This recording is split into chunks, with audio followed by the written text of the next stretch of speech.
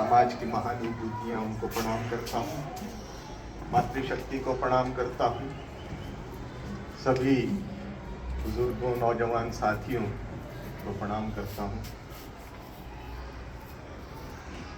1857 की क्रांति और वैश्य समाज का योगदान,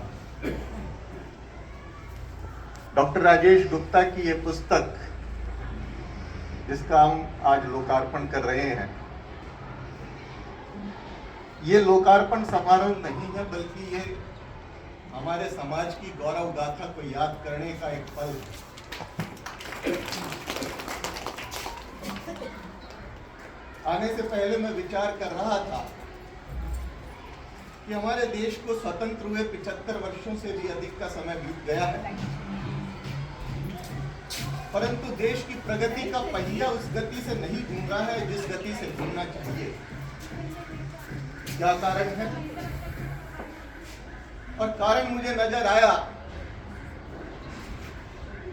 कि हमारी मान मर्यादा, हमारे मूल्यों, हमारे संस्कारों को पहले मुगल आतंकियों ने, उसके बाद अंग्रेजों ने और भारत की आजादी के बाद भी हमारे देश में छुपे हुए कुछ ऐसे राजनीतिज्ञों ने इतनी ठेस पहुंचाई है कि हम अपना आत्मसम्मान, अपना आत्मगौरव भूल गए। और जो समाज, जो देश अपना आत्मगौरव भूल जाता है, अपना इतिहास भूल जाता है, अपने बुजुर्गों को भूल जाता है, उनके बलिदानों को भूल जाता है, वो कभी आगे नहीं बढ़ पाता। तो ये पुस्तक एक प्रयास है अपने समाज को जगाने का, अपने इतिहास को याद दिलाने का और अपने इस वैश्य समाज के बलिदानों को भी याद दिलाने का कि कैसे हम सब ने एकजुट होकर इस देश को आजादी दिलाई थी,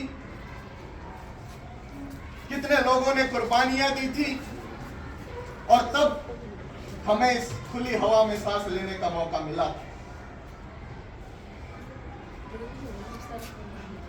क्या कारण है कि हमारी रगों में दौड़ने वाला रक्त ठंडा पड़ता जा रहा है? हमारी संसद पर आक्रमण होता है और हम चुप बैठे रहते हैं।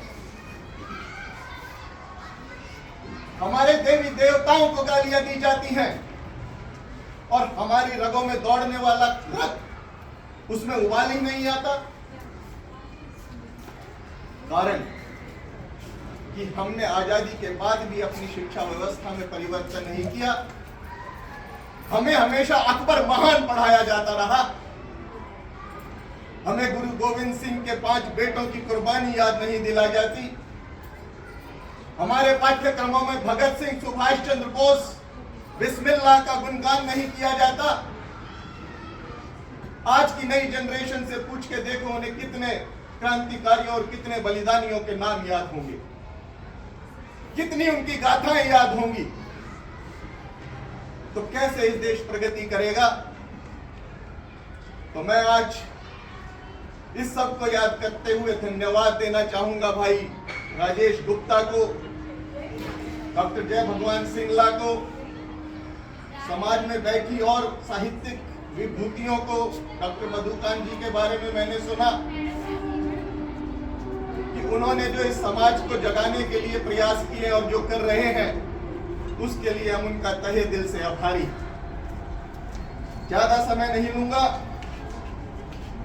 कुछ पंक्तियां सुना के अपना स्थान ग्रहण करूंगा कि जिनका पौरुष मर जाता है वो जीते जी मर जाते हैं, जिनका पौरुष मर जाता है वो जीते जी मर जाते हैं, जिनके बाजू नहीं पड़कते वही नपुंसक कहलाते हैं, और नहीं धड़कता देश दिलों में वह बर्बाद जवानी है, और नहीं उबलता रक्त रगों में रक्त नहीं वह पानी है। तो आज ये समय है अपने रक्त में उबाल लाने का, अपनी गौरव गाथा को याद करने का और उसे अपने जीवन में उतारने का, ताकि हम भी इस देश के लिए कुछ आगे कार्य कर सकें और इस देश को आगे ले जाने में मदद कर सकें। धन्यवाद।